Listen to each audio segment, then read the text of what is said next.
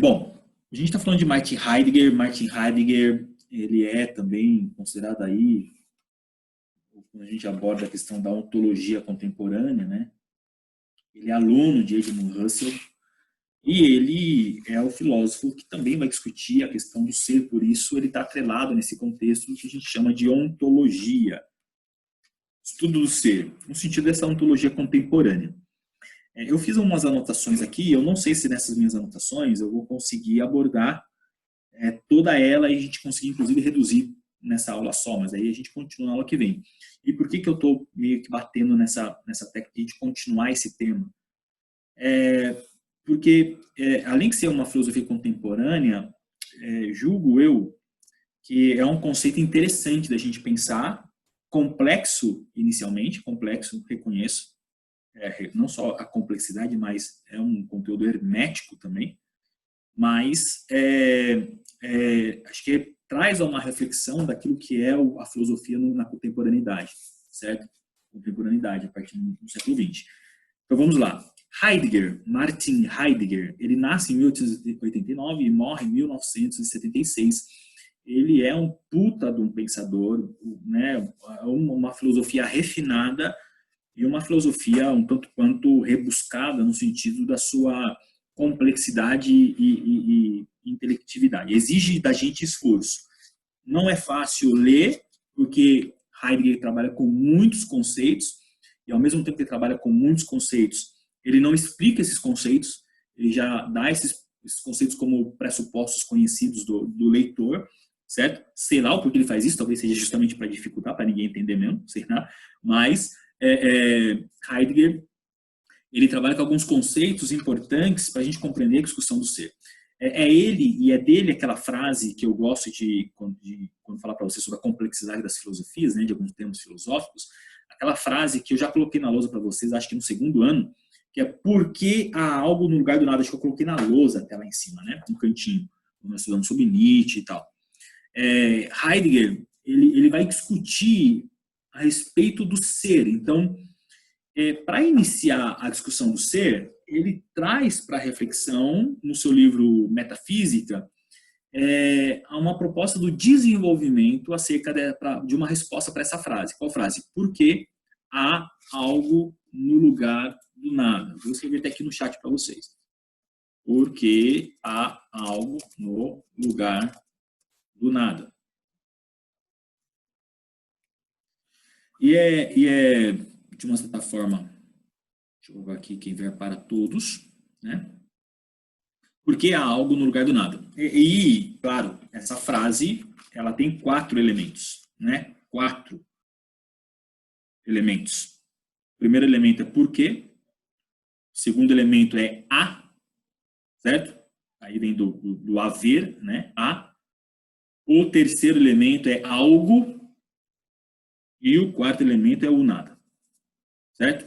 Por quê? Primeiro elemento. A, segundo elemento. Algo, terceiro elemento. E nada, quarto elemento. Então, 4 elementos. 4 elementos. Bom, uma palavrinha sobre cada uma delas, certo? E é nessa palavrinha sobre cada uma delas que a gente vai discutir a nossa aula, que eu não sei se a gente consegue terminar hoje, né? Bom, a primeira coisa que Heidegger vai chamar a atenção é para a reflexão, para o questionamento, certo? Porque ele parte do pressuposto de que nós, né, no mundo contemporâneo, nós não questionamos mais acerca de nada, nós não questionamos mais a respeito do ser, nós não questionamos mais a respeito das essências, nós não questionamos mais, nós não perguntamos por que as coisas existem, nós não perguntamos. Então, o primeiro elemento é porque justamente que é retomada da proposta filosófica, a base da filosofia é o pensamento investigativo, o pensamento crítico, o pensamento questionador, né? Nós somos, como diz a filósofa brasileira capixaba chamada Viviane Mosé, nós somos o ser que pergunta, o animal que pergunta, certo? Ou seja, se nós não cumprimos esse papel primal, né, ou não exercemos essa capacidade, pessoal e natural primal, que é o questionamento, nós estamos literalmente no limite da nossa animalidade. Né? Estamos no limite da animalidade e mais ou menos é isso que Heidegger vai propor. Nós não, em razão de uma vida extremamente entregue à tecnicidade, uma vida que não exige grandes esforços de reflexão, uma vida que a gente gosta da praticidade e da resposta rápida, né? Faço até menção ao conteúdo inicial do nosso bate-papo aqui, quando abrimos a sala, justamente de que as pessoas não buscam mais conhecer, as pessoas não questionam mais, as pessoas pegam respostas prontas, pegam textos prontos e reproduzem. As pessoas simplesmente fazem o Ctrl+C e Ctrl+V, copia e cola. Né? E as pessoas fazem isso com a percepção do mundo, percepção da vida. Tudo que elas ouvem, elas reproduzem. Não há uma análise crítica, não há uma discussão acerca do ser. Né? Ou ela fala a respeito, ou ela se ocupa do que diz respeito às características materiais, ou ela se ocupa daquilo que é metafísico, mistério. Mas a indagação acerca do ser das coisas não estão presentes na discussão. Por isso, Heidegger está convencido de que o primeiro passo para que a gente possa produzir uma filosofia segura é essa filosofia que parte do questionamento, que parte do porquê, certo? Então, a primeira coisa é esse questionamento a respeito da existência, o porquê que as coisas estão aí. Por que que existe uma diversidade de coisas ao invés de existir nada, certo? Questionamento é sobre o nada também, né? O resultado final disso, já adianta a vocês, é angústia. É angústia. O resultado disso é que você percebe que verdadeiramente poderia não existir nada, né? E é justamente essa questão de que muitas vezes poderemos chegar à conclusão de que realmente nada do que existe, nada do que fazemos corresponde literalmente a nada. O sentimento que a gente espera, o experimento que a gente experimenta, aliás, é a angústia. Essa angústia, esse termo, essa discussão vai ser base, inclusive, para a discussão de um outro filósofo do século XX muito importante, que é nosso amigo Jean-Paul Sartre. Sartre, ele parte do conceito de angústia de Heidegger para escrever e desenvolver sua obra chamada O Ser e o Nada. Bom, feito essas considerações iniciais e proposta a reflexão sobre o primeiro elemento, que é o porquê, nós temos que fazer uma distinção aqui sobre o segundo e o terceiro elemento, certo? Há e algo. Há e algo. Porque Kant, eu acabei de dar aula de Kant e eu estou com Kant na cabeça. Heidegger, ele vai estabelecer uma diferença ontológica, certo? Ele vai estabelecer uma diferença ontológica. E quando ele fala de diferença ontológica, do que ele está falando? Você percebe que já começou a dificultar as bagaças, certo? Os conceitos já começaram a aparecer. O que é diferença ontológica? Lembre-se que ontologia vem do estudo do ser, onto, ser, certo? Então, diferença ontológica é diferenciação de seres. Essa diferença ontológica aparece logo nesse enunciado, nessa pergunta, né? Se a pergunta é por que há algo no lugar do nada, ou por que nós já trabalhamos inicialmente, falando sobre o processo investigativo, o segundo, ou da indagação, o segundo é há e algo, certo? Por que há algo? Segundo e terceiro elemento. Segundo elemento, o há, terceiro elemento, algo. Então, ele vai fazer uma distinção nesses dois conceitos, que ele vai chamar de diferença ontológica. E quando você lê o livro, você percebe lá a palavrinha diferença ontológica, e ele não explica o que é diferença ontológica. Mas eu vou explicar a diferença ontológica, e os senhores entenderão, compreenderão e aprenderão a diferença ontológica. Parece ser um palavrão, mas não é uma coisa simples. Ele vai fazer essa distinção entre o ser e o ente. Tá? Essa distinção vai aparecer a partir de uma diferença entre o ser e o ente. Tá? O que é ente? Ente são as coisas que se apresentam.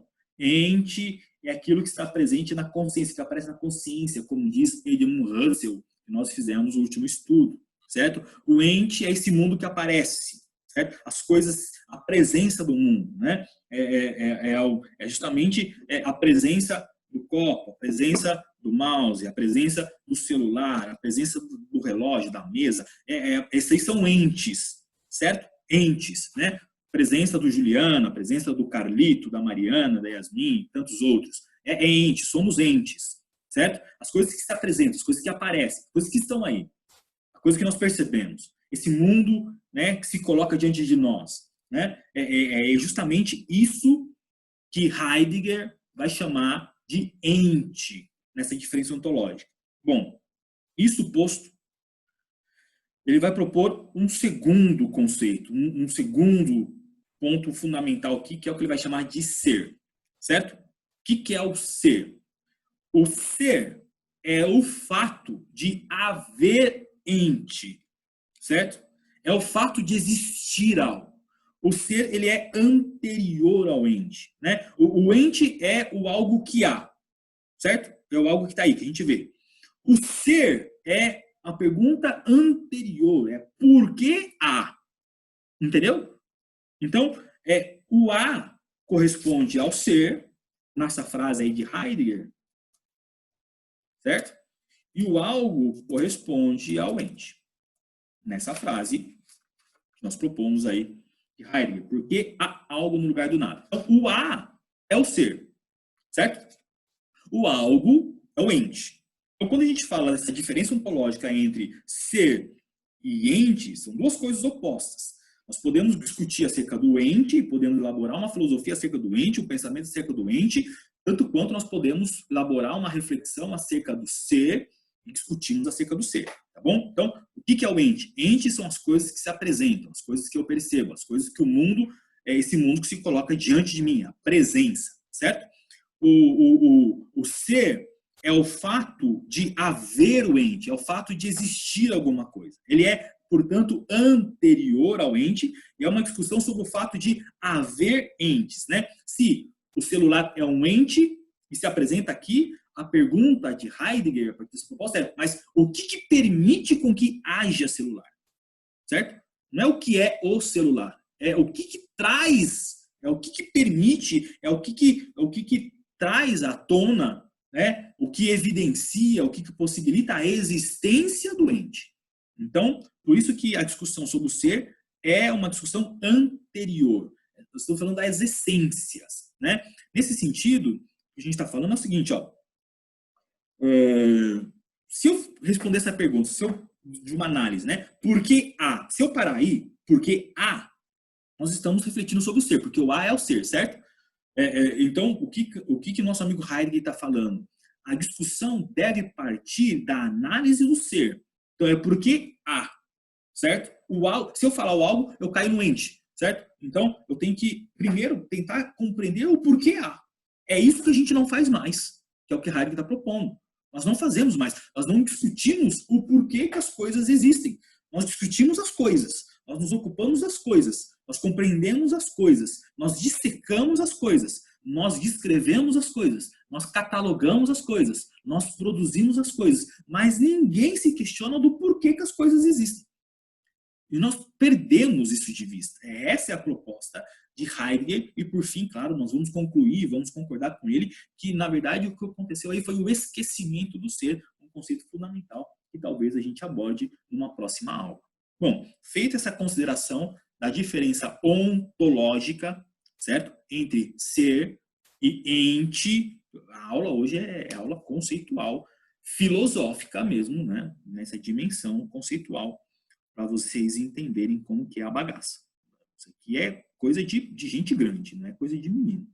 Coisa de gente grande, pensamento de gente grande. Bom, quem que se interessa pelo ente? Né? Vamos nos direcionarmos aí para esmiuçar um pouco mais esses dois conceitos. Quem é que se interessa pelo ente? Né? Tem uma diferença entre aquele que vai se ocupar do ente e aquele que vai se ocupar do ser. Certo? Tem uma diferença fantástica, né? Gigante, para a gente compreender a filosofia de Heidegger, o que esse cara, esse gigante do século XX, estava abordando aí a respeito do ser e do ente. Quem é que se interessa acerca do ente? Bom, é o cientista, né? O cientista, ele se ocupa com o ente, certo?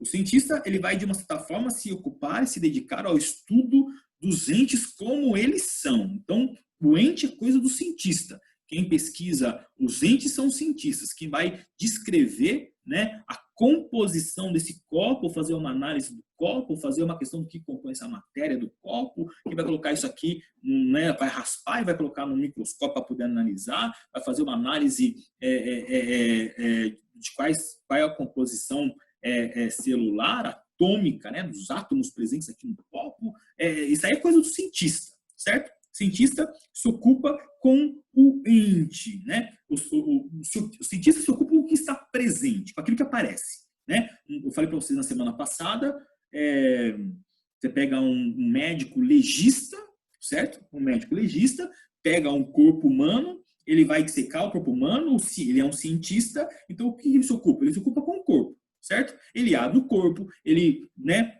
corta o corpo, abre o corpo, ele começa a identificar ali os órgãos internos, órgãos, né, e todo o seu sistema respiratório, sistema digestório, sistema circulatório, sistema nervoso, e ele vai então dissecando o ente, ele vai descrevendo o ente, ele vai compreendendo o ente, ele vai se ocupando do ente, certo? Então, o cientista, um médico legista, ele vai, de uma certa forma, estudar o humano e a sua constituição, né? Eu pego um rato, eu abro o rato, o biólogo vai abrir o rato, vai encontrar no rato a sua constituição, sistema circulatório, sistema, né, respiratório, digestório, como que estabelece. O que é que você pega um celular, você abre o celular, você seca o celular, você consegue identificar a capinha, plástico, quais são os comandos, quais são, né, a placa, quais são as buchinhas que estão ali dentro, quais são as conexões. Então, o cientista se ocupa com aquilo que está, certo?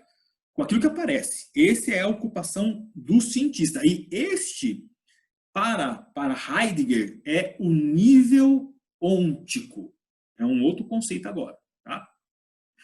Né? No nível ôntico, o que se estuda? Se estuda os entes como eles são, como eles aparecem, certo? Presença.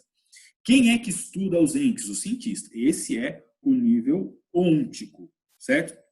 Bom, mas não para por aí. Não para por aí. Não para. Se o cientista é quem se ocupa com o estudo do ente, quem é que se ocupa com o estudo do ser? Quem é que vai se dedicar ao estudo do ser? Heidegger vai falar que quem se ocupa com o estudo do ser é o metafísico, certo? Metafísico, ou filósofo, né? Propriamente dito. Metafísico ou filósofo, né? Então, nós estamos falando aí, e Heidegger vai dar um conceito para esse nível do estudo. Se o nível do estudo do ente é o nível ôntico para Heidegger, o nível de estudo do ser vai ser o nível da ontologia fundamental, certo? Ontologia fundamental. A isso você, então, coloca aí nas suas anotações a ontologia fundamental. A ontologia fundamental é o estudo do ser, é o fundamento da existência das coisas. Quem é que estuda, então? É um metafísico, é o filósofo, né? E o que ele vai estudar? Ele não vai estudar o ente que aparece. Ele vai se ocupar do porquê que esse ente que apareceu aí, certo? Ou seja, é a vinda à presença. Se o ente é a ocupação da presença, o estudo do ser é a ocupação daquele que se dedica à análise, à pesquisa, à reflexão do porquê que as coisas vêm à existência. Ou seja, é a vinda à presença. O ser é o que permite com que o ente seja, com que o ente apareça, né? Se, como eu falei, o médico legista está ali com o corpo na frente, fazendo o dissecamento do corpo, né? Compreendendo todas as partes do corpo, e ele, então, se ocupa com o ente, com aquilo que está ali na presente, ele está no nível ôntico, Se ele começar a perguntar o porquê que esse corpo está aqui, o que permitiu que esse corpo está aqui, ele já não está mais no nível ôntico e deixou de ser cientista, ele passou a ser metafísico, passou a ser filósofo, ele passou a refletir sobre a existência, ele passou a questionar do porquê que esse corpo está aqui, entendeu? Do porquê que esse corpo está aqui. Então, essa diferenciação entre o nível ôntico, que é o estudo do ser, que é ocupação e interesse do cientista, que vai se ocupar sobre esse ente que está na presença, esse que aparece, e justamente existe o nível da ontologia fundamental, que é o estudo do ser, que é ocupado, né, pelo metafísico, pelo filósofo, e que vai discutir, que vai analisar, que vai refletir sobre a vinda à presença, certo? Sobre o que permite com que as coisas apareçam no mundo, né? Por exemplo, você pega a poesia de Rimbaud, um poeta francês, ele vai falar, olha, a rosa é sem porquê, né? Porque a rosa é sem porquê. Por que a rosa é sem porquê? Você pegar a rosa e entregar a rosa para um cientista, o que ele faz? Ele vai dissecar a rosa, ele vai analisar, separar a rosa entre folha, caule, flor, ele vai ver todos os elementos que constituem a rosa, a seiva, né, se é angiosperma, se é não sei o quê, e ele vai então começar a fazer uma dissecação da rosa. Ele não vai perguntar do porquê que a rosa está aqui. O que é que permitiu com que a rosa apareça? Isso aí é coisa do metafísico, isso é coisa do filósofo. O cientista não questiona acerca disso. O cientista se ocupa da rosa que ali está. Certo? E, claro, o nosso amigo metafísico vai propor uma resposta, certo? Acerca do ser, né? Por que a rosa está aí, né? Por que a rosa é sem porquê? Qual é a resposta para o ser? É a resposta dada pelo metafísico, pelo filósofo. Claro, ele tem uma resposta dada. Por que as coisas aparecem? Por que as coisas estão aí? O filósofo, o metafísico, tenta dar uma resposta, e a resposta dele é uma resposta fantástica, é uma resposta que apreende toda essa discussão acerca do ser, e ele chega à conclusão, depois de muito elaborar, depois de muito elocubrar, depois de muito pensar e refletir, ele chega à conclusão que o ser é, na verdade, um mistério. Né? Então, o ser é um mistério. Por que a rosa está aí? Bom, por que a rosa está aqui, eu não sei, né? Mas o porquê da rosa é um mistério. Ora, se você pegar e quiser compreender a rosa ela é composta disso, disso, disso, disso e aquilo. Né? Tem o caule, a folha, a flor, tem os seus elementos constitutivos, tem a seiva e tal. Mas se você quiser saber o porquê que a rosa está aí, né? Você não vai saber porque é um mistério. O que trouxe a rosa? É um mistério, certo? Nós poderíamos tomar outro exemplo, por exemplo, pega uma mulher e entrega a mulher para um cientista. O que o cientista vai fazer com a mulher? O que o cientista faz com a mulher? Bom, joga a mulher na mesa, né? E abre a mulher, a mulher, né? O que o cientista pode dizer da mulher? A mulher é composta por sistema digestório, ela é composta por um sistema nervoso, ela é composta por um sistema muito nervoso, né? Dependendo do período, ela é composta por um sistema digestório, circulatório, né? A mulher é braços, membro, perna, cabelo, ela é epiderme, ela tem... ele começa a descrever a mulher a partir dos elementos constitutivos do próprio ente que aparece, certo? E quem que é a mulher para o filósofo? A mulher para o filósofo é um mistério. A mulher é um mistério para o filósofo, né? Para o cientista, a mulher é um conjunto de membros, um conjunto de órgãos, um conjunto de uma massa, mas para o filósofo, a mulher, ela é, na verdade, um mistério. Bom, Heidegger não para por aí. Vou usar os próximos 3 minutinhos antes de abrir para a pergunta, para que a gente possa refletir sobre um terceiro nível, né, da discussão acerca do Heidegger. Porque tem o cientista, tem o metafísico e tem também uma outra pessoa que se ocupa dessa discussão a respeito ou do ser ou do próprio ente. Tá? Nós falamos sobre o nível ôntico, falamos sobre a ontologia fundamental, e agora Heidegger nos traz um outro conceito muito importante que ele também não explica, que é o nível ontoteológico. Nível ontoteológico. Qual é o nível ontoteológico para Heidegger? O nível ontoteológico também vai se ocupar do estudo do ser, certo? E quem é que se interessa pelo estudo do ser no nível ontoteológico, né? Vou colocar aqui no chat. Ontoteológico. Bom, quem é que vai discutir sobre esse nível? É o teólogo, né? Deus, certo? Já deu para compreender do que se trata o negócio aqui, né? É o teólogo. O teólogo também tem uma resposta a dar a respeito do ser. Bom, se o metafísico, o filósofo afirmavam que o ser é um mistério, o teólogo tem uma resposta a dar acerca do ser, né? O que permite com que as coisas sejam, com que a coisa apareça? O que traz à tona as coisas, né? Deus para o teólogo, Deus é o cara que permite com que as coisas estejam aí, certo? Se você fizer, por exemplo, uma análise anterior, né? Vamos continuar aí no nível aí da nossa amiga Rosa, de Rimbaud, da poesia da Rosa. Por que a Rosa está aí, né? A Rosa é sem porquê. Não, a Rosa é sem porquê não. Se voltar né? O que é anterior à rosa? Anterior à rosa é a semente. O que é anterior à semente? A semente germina a coisa, e você vai perguntando uma coisa, vai voltando para trás, e você pergunta que ali foi derivado da terra, e da terra foi também regado pela água, e sendo regado pela água, de onde que veio a água, e você vai voltando para trás, a água veio justamente da junção de um átomo, né? Dois átomos de hidrogênio e um átomo de oxigênio, e aí ele vai, de uma certa forma, voltando, vai chegar um ponto que você vai falar, olha, é Deus. Quando você faz um retorno progressivo,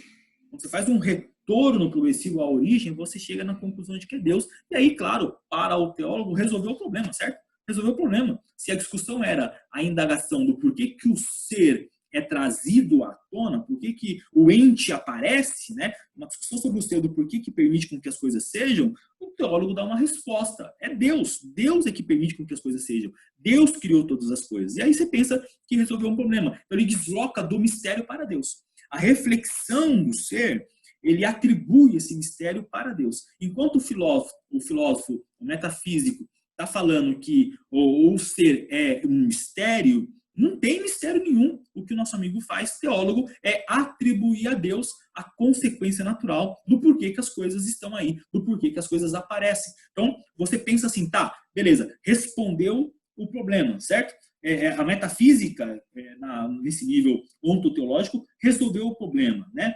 É Deus, tá, mas a pergunta continua, a pergunta permanece, tá, mas e o ser? Deus, ele é uma chave para poder encerrar a conversa absoluta, mas ninguém resolveu o problema do ser. O ser, a pergunta do ser continua. Por que há? Certo? Fala, foi Deus. Tudo bem, mas foi Deus, mas e esse Deus aí trouxe as coisas à existência a partir do quê? Então, a pergunta permanece. É essa questão de Heidegger, que embora você possa ter a ocupação com Enki, você possa ter a ocupação com o ser, possa atribuir a forças metafísicas e, em um outro sentido, atribuir a forças teológicas a Deus, né, transcendentes, espirituais, mas a indagação do ser permanece. Você não conseguiu discutir acerca do ser, você não conseguiu explicar acerca do ser, você não conseguiu dar explicações plausíveis do porquê que as coisas aparecem, né? O que permitiu com que as coisas estejam aí no lugar do nada? Porque há algo no lugar do nada. Se você fala, Deus quis, Deus é essa chave mestra que resolve tudo, mas não resolve nada, não responde nada, porque a pergunta permanece. Tá, ele que criou? Tá, mas criou a partir do quê? E como que ele trouxe tudo à existência? Então, para Heidegger, o questionamento do ser permanece, apesar da proposta tanto do metafísico, que atribui ao mistério, tanto quanto do teólogo, que atribui a Deus. Para Heidegger, é responsabilidade da filosofia trazer essa discussão novamente à tona para que a gente possa dar a devida atenção àquilo que importa. O porquê há. Porque há algo, certo? No lugar do nada. Ou seja, é necessário discutir a respeito do ser.